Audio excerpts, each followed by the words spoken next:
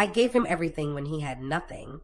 Then success found him, and suddenly I didn't exist anymore. 3 years later, he came crawling back. I didn't even reply. Welcome to the Last Lesson channel. If you're new here, subscribe for more powerful stories about love, betrayal, and the strength we find when life tests us. Let's begin. I met Daniel on a rainy Tuesday in our university library. I know that sounds like the opening line of some romance novel, but I promise you, this story doesn't end the way those books do. It ends better, at least for me. But I'm getting ahead of myself. That Tuesday, I was cramming for a graphic design midterm, headphones in, completely lost in my work. I didn't notice him until he tapped my shoulder. When I looked up, I saw this guy, tall, tired-looking, with dark circles under his eyes like he hadn't slept in days. He pointed at my laptop screen. "That's really good," he said simply. I remember blushing. "Thanks. I'm serious. You designed that." He pulled out the chair across from me without asking, and somehow I didn't mind. "I'm Daniel. I'm working on this startup thing, and I desperately need someone who actually understands branding. Everyone I've talked to wants to charge me thousands, and I'm basically living off instant noodles right now." I laughed. There was something disarming about his honesty. The way he laid his struggle out there without pretending to have it all together. We talked for 2 hours that day. He told me about his dream, a platform connecting freelancers with small businesses, making quality services affordable. He was so passionate, his eyes lighting up as he explained his vision, hands moving rapidly as he spoke. "It's going to change everything," he said. "I just need to make people see it." Something in his conviction pulled me in. Maybe it was because I understood that hunger, wanting something so badly you could taste it. Or maybe I was just lonely. My own dreams felt small and distant back then. I was good at design, sure, but I didn't know what I wanted to build yet. Supporting someone else's dream felt easier than facing my own uncertainty. "I could help you," I heard myself say. "With the branding, I mean. The visual identity." His face transformed. "Seriously? I can't really pay you right now, but when this takes off—" "Don't worry about it," I interrupted. "Consider it an investment in your vision." That's how it started. So innocently, so hopefully. Over the next few months, Daniel became my favorite project. We'd meet 3, sometimes 4 times a week. I'd show up at this tiny coffee shop near campus with mock-ups and color palettes. He'd arrive with his laptop covered in stickers, his energy infectious despite running on maybe 4 hours of sleep. I designed everything. His logo, a clean, modern symbol that represented connection and growth. His website interface. His pitch deck. I stayed up until 3 a.m. perfecting slides for his investor meetings, making sure every element told his story perfectly. "You're incredible," he'd say, looking at my work with genuine awe. How did I get so lucky? And somewhere between the late-night design sessions and the shared dreams, I fell for him. It wasn't dramatic. There was no big moment, no lightning bolt. It was gradual. The way his smile made my stomach flip, how I started dressing a little nicer on days I knew we'd meet, the way I checked my phone constantly hoping for his texts. 3 months in, after a particularly successful pitch meeting, he kissed me outside that coffee shop. The streetlights were just coming on, and he'd just gotten verbal commitment from a potential investor. "I couldn't have done this without you," he whispered against my lips. "You believe in me more than I believe in myself." I thought that meant something. I thought we were building this together. My parents loved him. That should have been my first real warning sign. Honestly, my parents never liked anyone I dated. My mom was always finding flaws, too casual, not ambitious enough, doesn't appreciate you. But Daniel? They adored him from the first dinner. "He's going places," my dad said afterward, nodding approvingly. "Smart guy. Good head on his shoulders." My mom pulled me aside while we were clearing dishes. "This one's different. I can tell he really cares about you." I beamed. Their approval felt like confirmation that I'd finally gotten something right. When Daniel mentioned he was struggling to get a meeting with a major potential investor, I immediately thought of my Uncle Richard. He wasn't technically my uncle. He was my dad's old college friend, but he'd made millions in tech and was always looking for promising startups. "I could introduce you," I offered during one of our coffee shop sessions. Daniel's eyes widened. Are you serious? That would be huge. I set up the dinner. Uncle Richard, Daniel, my parents, and me at this upscale restaurant downtown. I wore my best dress. Daniel wore a suit I'd never seen before, probably borrowed. He was nervous, his leg bouncing under the table. But once he started talking about his platform, that electric passion took over.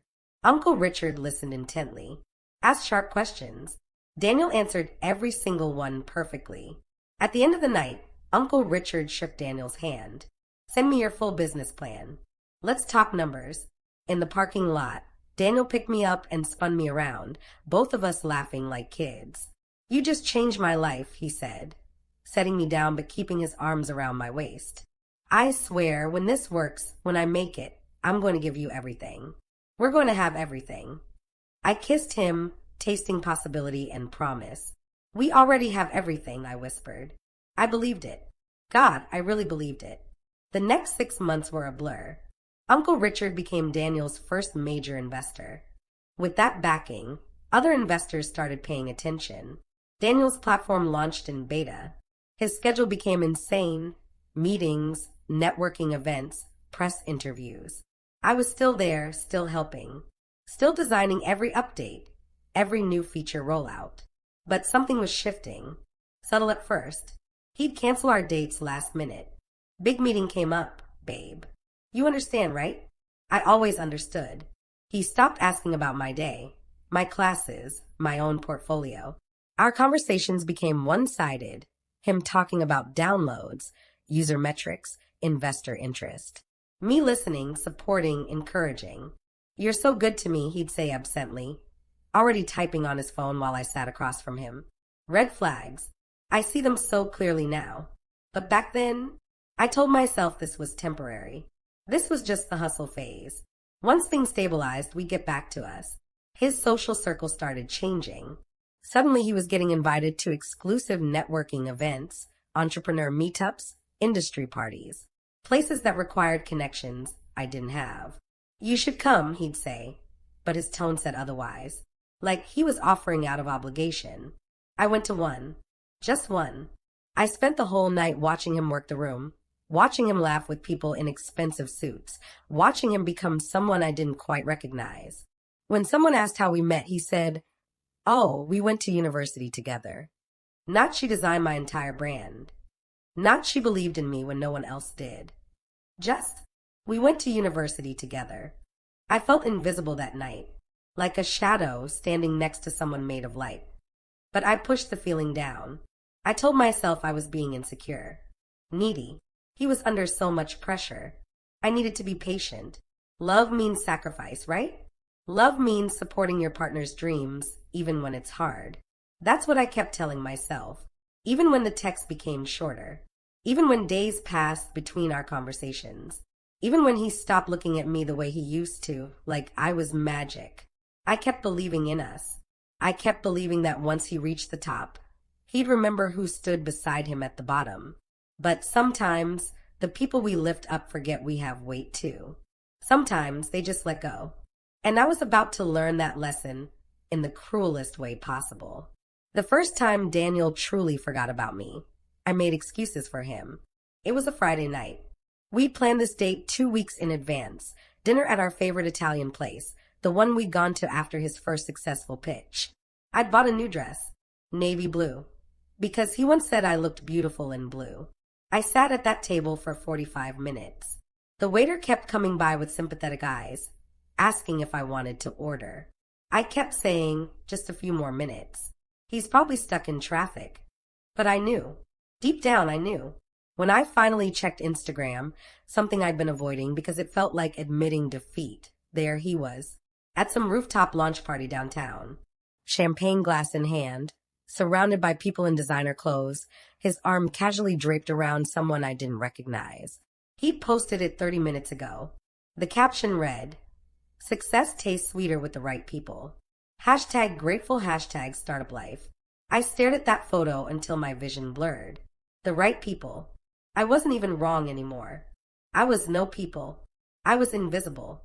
I paid for the water I'd been nursing and walked out.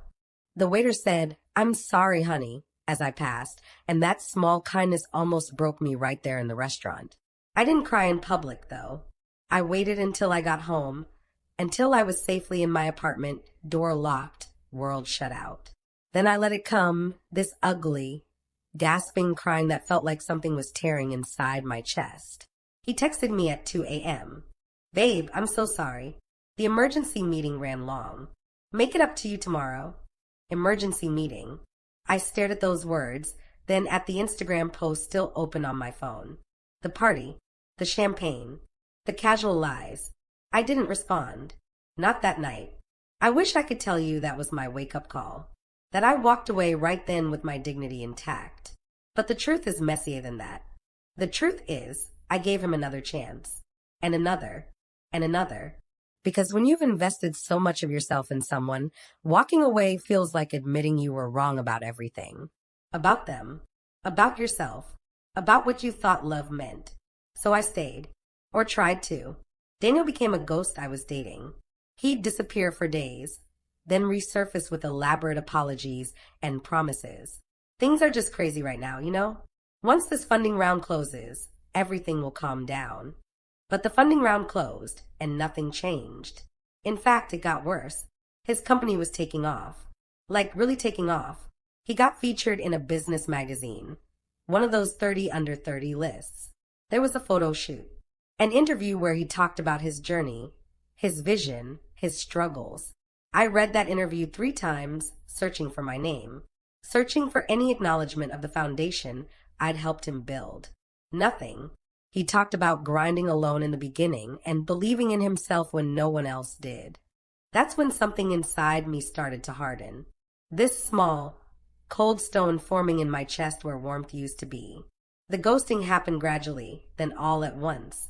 First, it was the canceled plans, then the unreturned calls, then the texts that went from paragraphs to sentences to single words. Busy. Later. Can't. I stopped reaching out as much. Pride, maybe, or just exhaustion. I was tired of being the only one trying to hold us together. My best friend Maya noticed. We were having lunch on campus, and she watched me check my phone for the 10th time in 20 minutes. He's not going to text back, she said gently. You don't know that. Girl. She reached across the table, taking my phone away. Listen to me. You've been disappearing. Your portfolio presentation is in 2 weeks, and you haven't even started because you're too busy waiting for breadcrumbs from a guy who doesn't even. Don't. I cut her off. Don't finish that sentence. But she did anyway. Doesn't even see you anymore. The worst part? She was right. I had been disappearing. Not just from Daniel's life, but from my own. My grades were slipping. My portfolio was half finished. I'd stopped applying for internships because I was too emotionally exhausted to care about my own future. I'd made his dream my dream, and now I had nothing. The final blow came 3 months after that missed dinner. I hadn't seen Daniel in person for 6 weeks. 6 weeks of I'll call you later, and things are insane right now. 6 weeks of watching his life unfold on social media, like I was just another follower, not the person who designed every pixel of his brand identity. Then I saw the post. It was from some tech blog's Instagram. A photo from a startup gala. Daniel in a tailored suit I'd never seen, looking polished and successful, and completely different from the tired guy who'd tapped my shoulder in the library. He wasn't alone. She was beautiful, blonde, wearing a dress that probably cost more than my rent. Her hand was on his chest, his arm around her waist. They looked perfect together, like they belonged in the same world of champagne and success and upward mobility. The caption identified her. Entrepreneur Daniel Chin with girlfriend Melissa Torres, venture capitalist and advisor. Girlfriend, not ex-girlfriend, current girlfriend. I read that word over and over until it stopped looking like a word at all. Just shapes, just letters, just proof that I'd been replaced without anyone bothering to tell me. My hands were shaking. I called him. For the first time in 3 weeks, I actually called. He picked up on the 4th ring. Hey, I'm actually in the middle of something. When were you going to tell me? My voice sounded strange. Flat. Empty. Silence. Long enough that I knew he knew exactly what I was talking about. Listen, he finally said.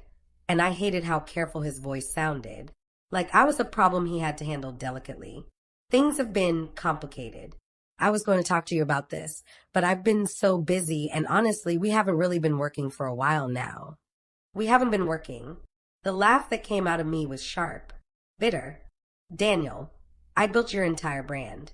I connected you with your first investor. I supported every single dream you had when you had nothing. We haven't been working because you stopped showing up. That's not fair. You know how demanding this has been. You know I've been under pressure. So that's it? You get successful and I just, what? Stop matching.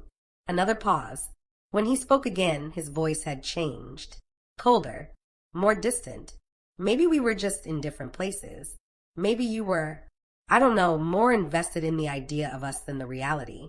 I need someone who understands this world. Someone who can be a partner in this phase of my life. Someone who understands this world. Someone who wasn't me. I gave you everything, I whispered. I never asked you to. His words were ice. Look, I have to go. I wish you the best, really. You're talented. You'll figure things out. Then he hung up. Just like that. 2 years of my life, dismissed in a 5-minute phone call. I sat there in my apartment, phone still pressed to my ear, listening to the dial tone. Somewhere outside, life was continuing. People were laughing, cars were passing, the world was spinning. But inside that moment, everything had stopped. I pulled up his number, stared at it. Then slowly, deliberately, I deleted it. I unfollowed him on every platform, blocked his number, removed every trace of him from my digital life. If he wanted to erase me from his story, fine. I'd erase him from mine. That night, I cried until I had nothing left, until my eyes were swollen and my throat was raw and my chest felt hollow. But when I woke up the next morning, something had shifted. The crying was done, and in its place was something new. Something quiet but strong. Clarity. I got out of bed. I opened my laptop, and for the first time in months, I didn't check social media. Didn't look for updates about him. Didn't torture myself with what I'd lost. Instead, I opened my portfolio folder. It was time to stop building other people's dreams. It was time to build my own. They say time heals all wounds. That's not exactly true. Time doesn't heal anything. Time just gives you distance, perspective, and if you're smart, it gives you the space to rebuild yourself into someone stronger than the person who got broken. That's what I did. The first 6 months after Daniel were the hardest of my life. I won't lie and say I woke up empowered and ready to conquer the world. Most days, I could barely get out of bed. I'd open my laptop to work on my portfolio and end up staring at the screen, wondering if I was even good enough. If I'd ever been good enough. Depression is funny like that. It makes you question everything, even the things you knew were true before someone made you doubt yourself. Maya practically moved into my apartment during those months. She'd show up with coffee and bagels, sit on my floor, and just exist beside me until I felt human enough to talk. You know what I realized, she said one morning, watching me pick at a blueberry muffin. He didn't just take your time. He took your confidence. And that's the part you need to take back. She was right. Daniel hadn't just ghosted me. He'd made me believe I was only valuable as someone's support system, someone's background character, never the main character of my own story. So I made a decision. I was going to become someone I was proud of, not for revenge, not to prove anything to him, but because I deserved to see what I could build when I stopped building for everyone else. I finished my portfolio. Every single project I'd abandoned, I completed. I applied for internships, got rejected from 12 before landing one at a boutique creative agency. It wasn't glamorous. It paid barely above minimum wage, but it was mine. I threw myself into work with an intensity that probably wasn't healthy, but it kept me moving forward. And slowly, painfully, I started to remember who I was before I made someone else my entire world. A year passed. Then 2. I stopped thinking about Daniel every day. Then every week. Eventually, he became this distant memory, something that had happened to a younger version of me, a version I barely recognized anymore. I got promoted at the agency, started taking on bigger clients, built a reputation for brand identities that actually told stories. The work I'd done for free for Daniel, I was now getting paid thousands for that same level of creativity. By year 3, I'd saved enough to take the biggest risk of my life. I started my own creative agency. It was terrifying. I had 2 clients and a website I'd built in my living room. But it was mine. Every decision, every success, every failure, mine. Maya helped me celebrate the launch with cheap wine and expensive takeout. To the girl who thought she was just someone's sidekick, she toasted, raising her glass. Look at you now. Main character energy. I laughed, but she was right. Somewhere along the way, I'd stopped waiting for permission to take up space. I'd stopped making myself smaller to fit into someone else's story. I'd written my own. By the time I turned 24, my agency had 15 clients. Small businesses, a few startups, even a nonprofit I worked with at a discount because I believed in their mission. I had a small team, an actual office, business cards that made me feel like a real adult. I was happy, not the desperate, clinging happiness I'd felt with Daniel, always afraid it would disappear. But this calm, steady contentment that came from building something solid. I dated occasionally. Nothing serious. I wasn't ready for serious, and I was honest about that. My therapist, yes, I finally got a therapist, said I was protecting my peace. I liked that phrase. It felt intentional. Strong. I still thought about Daniel sometimes. Usually when I saw something that reminded me of those library days. But it didn't hurt anymore. It was more like curiosity. Wondering where he ended up. If he ever thought about me. I never looked him up, though. That chapter was closed, and I wasn't interested in reopening it. Until the universe decided to reopen it for me. It was a random Tuesday evening. I was working late at the office, finishing a pitch deck for a potential client. My phone buzzed with a message notification. I almost ignored it. I was in the zone, and interruptions were my enemy when I was working. But something made me check. Instagram DM. From an account I didn't recognize at first. Then I saw the profile picture. Daniel. My stomach dropped. That old, familiar feeling, like the ground had disappeared beneath me. I stared at his name for a full minute before opening the message. It was long, rambling, the kind of message someone sends at 2 a.m. when they're feeling nostalgic and lonely. Asterisk K. I know it's been a while. I've been thinking about you lately. About us. About how things ended. I don't know if you'll even see this, but I wanted to reach out. Life's been complicated. I'm not in the best place right now. And I kept thinking about when things were simpler. When it was just you and me in that coffee shop, building something real. Do you ever think about those days? Would you want to catch up sometime? Talk about old times. Asterisk. I read it 3 times. Each time, I felt something different. First shock, then confusion, then nothing. Just this calm, clear nothing. I looked at his profile. He'd made it private, so I could only see his profile picture. But I could see enough. He looked older, tired. The confidence that used to radiate from every photo was gone. I opened a new tab. Against my better judgment, I searched his name. The results told a story. His company had collapsed 18 months ago. Bad management, failed partnerships, investor lawsuits. There were articles about it. Blog posts analyzing what went wrong.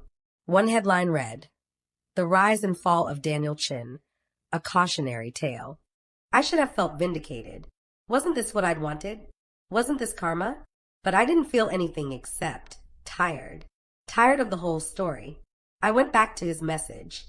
Hovered my thumb over the reply button. All those things I could say.